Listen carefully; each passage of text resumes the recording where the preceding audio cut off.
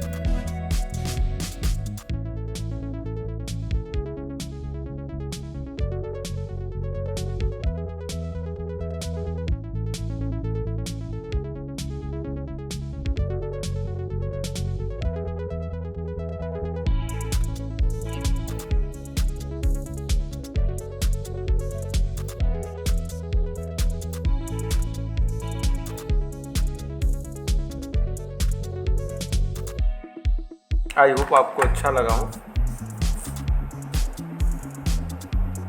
मिलते हैं next video में, तब तक के लिए बाय बाय।